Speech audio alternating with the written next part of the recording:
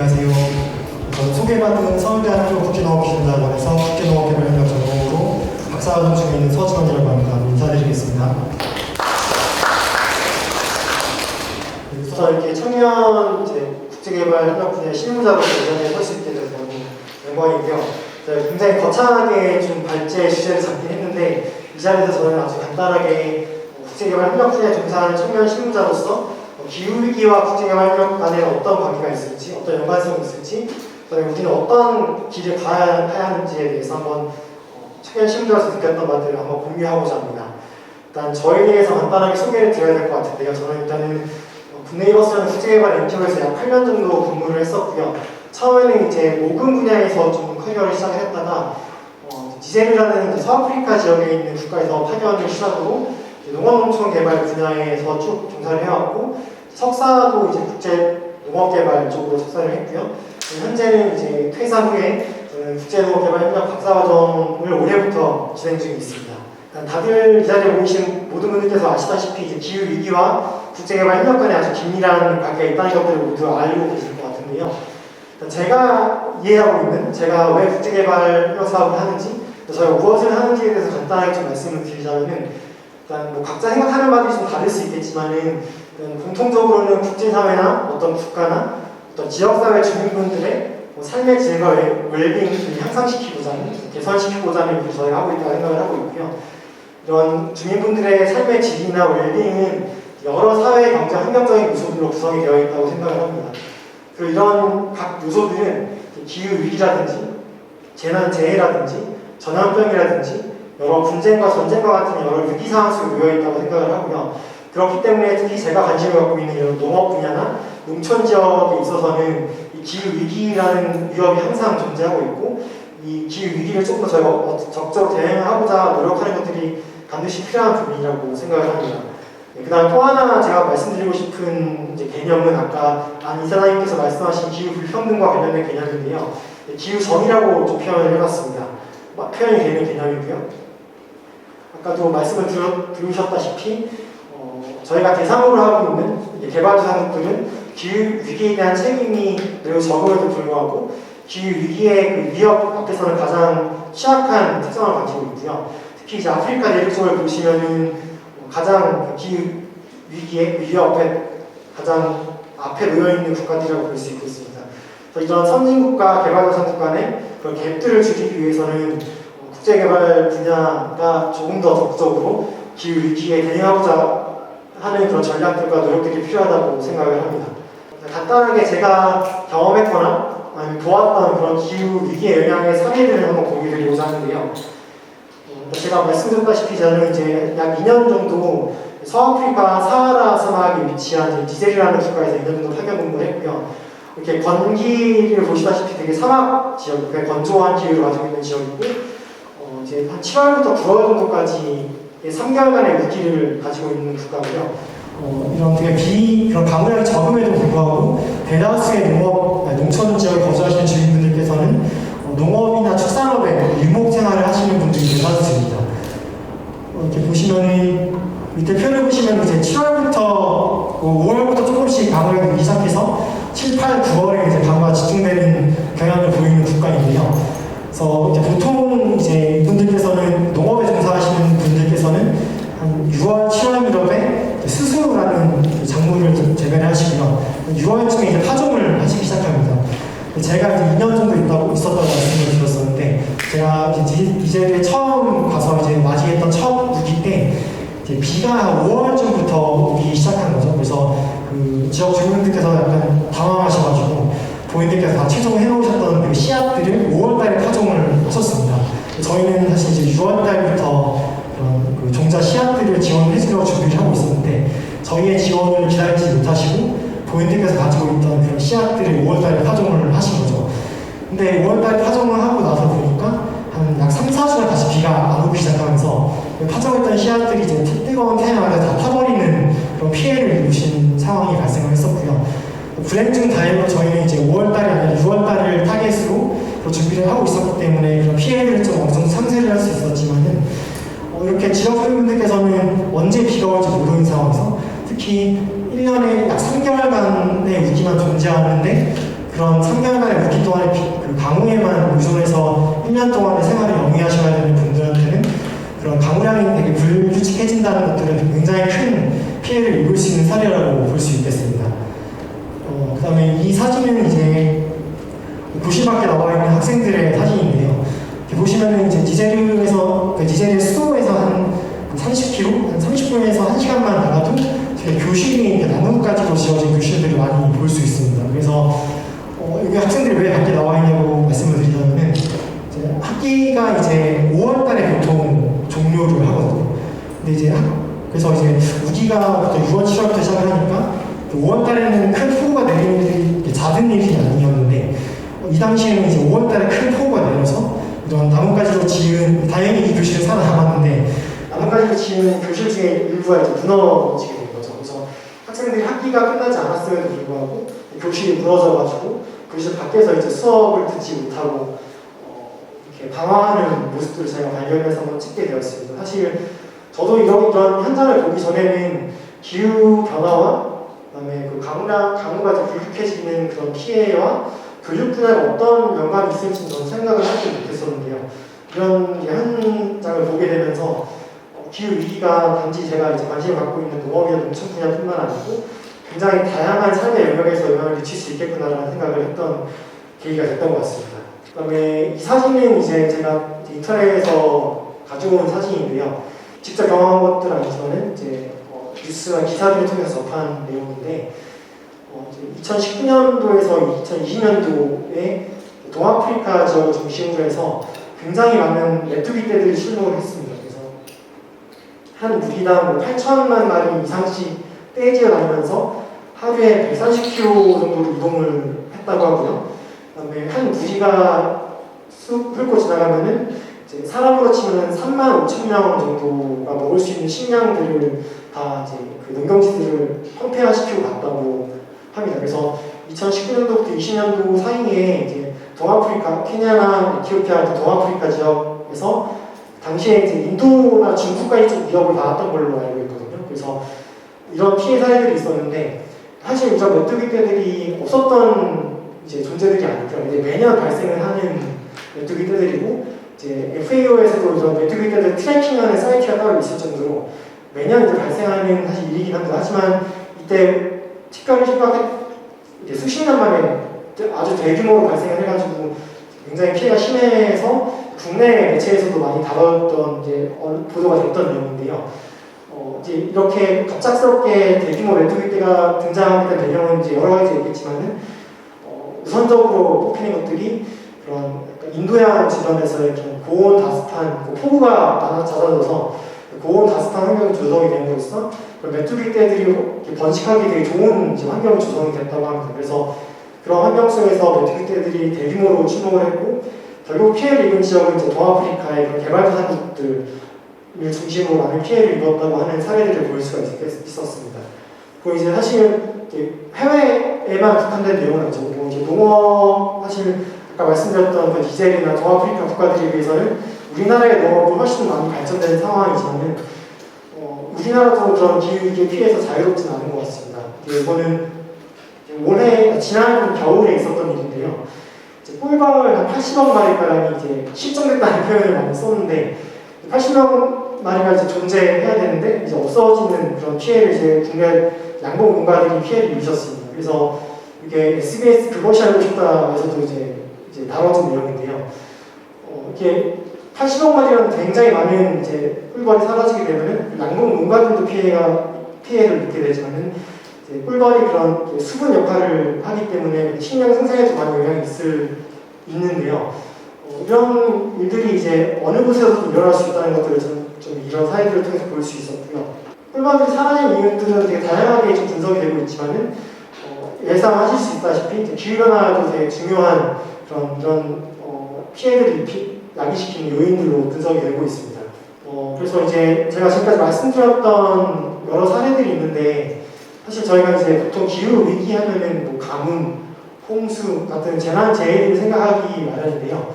사실 제가 생각할 때 그다음에 여러 학자분들께서 말씀해 주실 때 기후 위기가 가장 저희의 생활과 국제협력 분야에서 가장 큰 위협이 되는 이유로는 불확실성이라고 좀 저는 말씀을 드리고 싶습니다. 뭐 가뭄이나 홍수나 이런 것들은 뭐 예측이 혹시 가능하다고 하면은 어느 정도 대응을 할 수가 있는데, 기후 위기라고 하면은 오늘 비가 올지 내일 비가 올지, 또 오늘 비가 왔지만은 오늘 다른 지역에서 가뭄이 올 수도 있고요. 이런 앞으로 어떤 일들이 벌어질지 모른다는 불확실성이 가장 저희를 위협하는 큰 이유일 것 같고요. 이 표는 이제 요한 록스트롬이라는 스웨덴 환경학자가의 논문에서 따온 자료인데, 이 학자가 이제 저희가 살고 있는 그 지구 환경을 9가지 범지로 나눴고요. 그 9가지 범지의 각각의 한계선들을 보았습니다. 그 다음에 현재의 우리의 상황은 그 한계선들이 얼마나 근접해 있는지를 이제 분석을 하는 작업을 하고 있는데, 이 학자도 이제 얘기하기를 이 한계선을 넘어갔을 때, 어떤 티핑 포인트를 넘어갔을 때 어떤 일이 발생을 하냐라고 얘기를 하면은 뭐 가뭄, 뭐 홍수 이런 뭐 구체적인 그런 재난재해를 얘기하기보다는 앞으로 어떤 일이 발생할지 아무도 모른다라고 얘기를 하고 있습니다. 그래서 어떤 이 티핑 포인트를 넘어가게 되면은 저희가 인간이 통제할 수 있는 범위를 넘어간다는 거죠. 그래서 꿀벌이 아까는 뭐 80억 마리 말씀드렸지만은 이 미국에서는 훨씬 더 많은 꿀벌들이 사라지기도 하고요. 저희가 언제 가뭄이 발생했고 홍수가 발생했고 5년에 한 번씩 가뭄이 발생하고 이런 주기들을 얘기할 수 있지만은 앞으로는 오늘 예상하지 못했던 가뭄이 내일 발생할 수 있다는 그런 불확실성이 저희를 위협하고 있다고 말씀을 드리고 있습니다. 이런 위기 속에서 저희 이제 국제개발협력 분야, 특히 녹색 ODA는 과연 기후 위기에 어떻게 대응을 하고 있는지에 대해서 제가 한번 고민을 해봤고, 평상시에 느꼈던 바를 한번 나누고 싶습니다. 이 표는 이제 국제개발 분야에 종사하는 청년 실무자들의 레귤러한 일들이 어떻게 돌아가는지를 보여주는 표라고 할 수 있겠는데요. 보통 저희는 이제 어떤 대상 국가나 대상 지역의 문제를 분석을 하고 그 문제를 해결하기 위한 프로젝트를 기획을 하고요. 펀드를 따고 펀드를 받아서 프로젝트를 수행을 하고요. 그 프로젝트가 잘 돌아가고 있는지 모니터링을 하죠. 그 다음에 프로젝트가 끝나고 나면은 그 프로젝트의 효과들을 평가를 하고 그것들을 반영해서 다시 새로운 프로젝트를 기획하는 과정들을 반복을 하고 있습니다. 이걸 조금 더 심플하게 표현을 하자면은 어떤 저희가 대상으로 삼고 있는 국가나 지역에 어떤 문제가 있는지 분석을 하고요. 그 다음에 그 문제를 해결하기 위한 솔루션들, 그다음에 어떤 서비스를 제공할 수 있을지를 저희가 수행을 하게 됩니다. 그래서 프로젝트를 기획하고 프로젝트를 수행하고 모니터링하는 과정을 저희가 레귤러하게 아주 많은 바쁘게 이 사이클을 돌고 있는데요. 여기서 보셔야 될 점은 그 문제를 분석하는 시점이 언제인지를 한번 제가 생각을 해봤는데, 어떤 지역에 문제가 있다는 것도 저희가 분석을 할 때 항상 현재 시점으로 저희가 문제를 분석을 하죠. 그 현재 시점에 프로젝트를 기획을 하는 그 시점에 니제리아의 어떤 한 달러의 지역에 어떤 문제가 있는지 저희는 분석을 합니다. 하지만 이제 기후위기라는 이슈를 저희가 좀 접목을 해보면은 기후위기가 저희한테 말을 해주는 것들은 이제 내일 어떤 일이 발생할지 모른다는 것들을 저희가 앞으로 제가 계속 말씀을 드렸던 내용인데, 과연 현재 시점에서 문제를 분석하는 것들이 얼마나 의미가 있을까라는 좀 고민을 하게 됐습니다. 물론 이제 현재 시점에 있는 문제를 분석하는 것은 가장 기본 중에 기본이라고 할 수 있는데요. 과연 이것만으로 충분할까라는 좀 저는 그런 고민들을 항상 많이 했던 것 같고요. 현재 시점에서 문제를 분석했지만 내일이나 1년 뒤에 있을 문제를 우리가 예측을 할 수 없다면은, 그 다음에 거기에 대한 대응 전략이나 계획이 없다고 하면은 1년 뒤에 그런 새로 제가 예측하지 못했던 문제나 그런 위협 상황에서 어떻게 우리가 대응을 할 수 있을 것인가 라는 그런 좀 한계들을 많이 느꼈던 것 같습니다. 이런 좀 질문들을 한번 공유를 드려보고 싶었습니다. 우리는 이제 기후 위기에 대응하기 위한 어떤 전략과 가이드라인이 과연 있는가? 그 다음에 이런 전략과 계획 없이 프로젝트 기획과 발굴을 위해서 단발성으로 좀 대응을 하고 있지 않을까? 그런 단발성이라고 한다는 것은 어떤 개인이나 혹은 그 프로젝트를 기획한 팀 단위로 어떤 타겟으로 한 대상 지역에 국한된 문제 발견과 분석, 솔루션 제공에만 집중하고 있지는 않을까라는 좀 고민을 해봤고요. 사실 이런 고민들을 해봤을 때 사실 저는 많은 한계를 느꼈던 것 같습니다. 이게 그러고 있지 못하다는 말씀을 좀 솔직하게 좀 말씀드리고 싶고요. 저희가 어떤 대상 지역을 정했으면 그 대상 지역에 대한 문제를 분석하기에만 급급하고 어떤 그 프로젝트 기획에만 너무 초점을 맞출 수밖에 없는 상황인 것 같다는 것들이 제가 솔직하게 느낀 저희 현재 상황인 것 같습니다. 그럼 저희가 어떤 방향으로 나가야 될까라는 생각을 해봤을 때 조금 더 저희보다는 적극적으로 국제개발 분야에서 기후위기를 다루고 있는 사례들을 좀 봤을 때 다른 INGO나 그런 국제기구 사례를 좀 가져왔는데요.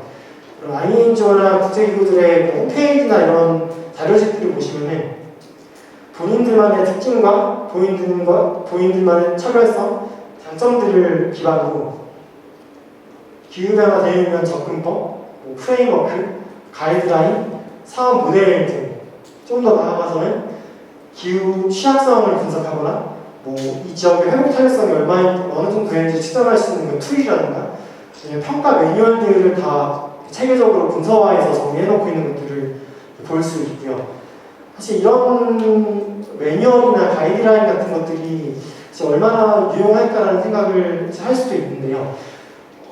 왜냐하면 저희가 대상으로 하고 있는 각 지역들은 아프리카 니제리나 케냐나 에티오피아 다 상황이 다르듯이 각 국가마다 각 지역마다 컨텍스트가 다 다르듯이 그 지역만의 그런 특성과 그 특징과 배경들을 이해하는 것들은 당연히 기본이 되어야겠지만 저희가 겪고 있는 기후 위기라는 문제들은 전 지구적으로 어느 지역에서든 발생할 수 있는 일이기 때문에 그런 기후 위기에 좀 타겟으로 맞춘 저희만의 체계적인 그런 전략이나 가이드라인이 좀 필요하지 않나라는 생각을 했습니다. 이런 가이드라인과 그런 전략들을 가지고 저희가 대상으로 하고 있는 지역에 들어가서 그 지역에 맞게끔 이런 것들을 가공하고 적용할 수 있다고 하면은 저희가 조금 더 기후 위기라는 그런 불확실성을 주는 위협에 대응을 보다 잘할 수 있는 그런 준비를 할 수 있지 않을까 좀 고민을 좀 해봤던 것 같습니다. 이렇게 되면 아까 제가 좀 말씀드렸던 그런 저희가 돌고 있는 프로젝트 사이클에서 제가 프로젝트 기획이나 수행이나 모니터링에 굉장히 많은 이것만 하기도 사실 많이 벅찬 바쁘고 많이 분주한 상황인데 조금 더 그 앞단에 프로젝트를 계획하기 전에 어떤 조금 더 전반적인 그다음에 조금 더 포괄적인 그런 기후위기 대응을 위한 계획이나 전략이나 프레임워크들이 좀 필요하지 않을까라는 생각을 했고요. 프로젝트 종료 후에도 저희는 PDM이라고 하죠. 그런 프로젝트의 성과가 얼마나 많은지 어떤 결과를 냈는지에 대해서 그런 목표치들을 얼마나 달성했는지를 측정하기 굉장히 저희가 분주하고 바쁜데 그것보다도 조금 더 포괄적으로 기후위기 상황 속에서 이 프로젝트를 얼마나 지속 가능한지 이에 대해서도 저희가 좀 더 깊게 평가하고 모니터링할 필요가 있다고 생각을 합니다. 그래서 조금 더 이제 구체적으로 제안을 드리고 싶은 부분은 제가 말씀드렸던 내용들 좀 반복하는 내용인데요. 국제개발 협력 분야에서도 기후위기의 이슈를 보다 적극적으로 대응하기 위해서는 어떤 청년 실무자 개인이나 어떤 팀 단위의 소규모 단위의 그런 노력을 뛰어넘어서 어떤 기관이나 업계 차원에서의 조금 더 공동의 노력이 필요하다고 생각을 합니다. 예를 들면은 굉장히 국제개발 분야에서도 그 사업을 수행하는 그런 섹터들이 되게 여러 개로 나뉘어져 있잖아요. 제가 담당했던 NGO도 그렇고 이런 NGO 국내 국제개발 NGO계만 봐도 농업농촌을 하는 NGO들도 있고 식수위생을 전문적으로 하는 NGO들도 있고 교육이나 보건 분야를 전문적으로 하는 NGO들도 있고 그냥 그 섹터 중심으로 전문성을 강조하는 NGO들이 많이 늘고 있습니다. 그래서 각자가 다루는 섹터는 다르지만은 각 섹터별 안에서 기후위기라는 그런 위협을 대응하기 위한 본인들만의 어떤 전략, 가이드라인, 그런 프레임워크들을 개발해야 되지 않을까라는 그런 좀 고민을 해봤던 것 같습니다. 그래서 특정 지역이나 대상에 국한된 단발적인 프로젝트 기획이 아니라 조금 더 기후 위기라는 전지구적인 이슈에 대응하기 위한 그런 전략과 실행 방법들을 같이 좀 발굴하고 고민하는 시간을 좀 가질 수 있었으면 좋겠고요. 사실 이런 것들이 아까도 말씀드렸다시피 프로젝트를 기획하고 수행하기만 해도 저희는 굉장히 바쁘고 분주하고 일이 굉장히 많거든요. 그래서 어떤 특정 기관의 노력만으로도 이건 좀 불가능한 것 같습니다. 그래서 ODA 지원기관이라든지 수행기관, 연구기관들이 같이 파트너십을 강화하는 노력을 통해서 어떤 사업 지원과 현장과 연구 간에 좀 더 파트너십을 강화하고 연대를 강화하는 그런 노력들이 있어야 될 것 같습니다. 제가 사실 제목은 되게 벅차게 적었는데요. 조금 저희가 저희 이번 포럼의 그런 타이틀에 맞게 이런 기후 위기가 저희 국제개발 협력분의 기회가 될 수 있을까라는 질문에 저는 뭐 기회가 될 수 있을 거라고 말씀을 드리고 싶고요.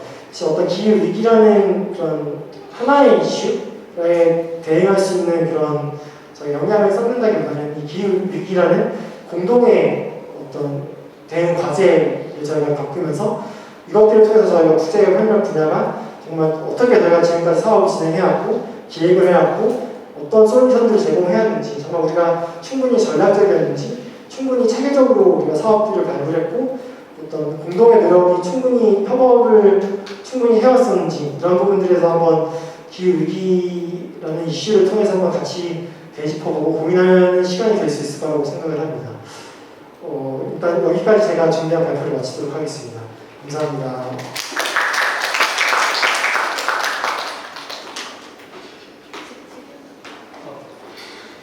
혹시 제 발표에 대해서 궁금하신 점이나 의견 있으시면 한번 부탁드리겠습니다. 마치겠습니다. 감사합니다.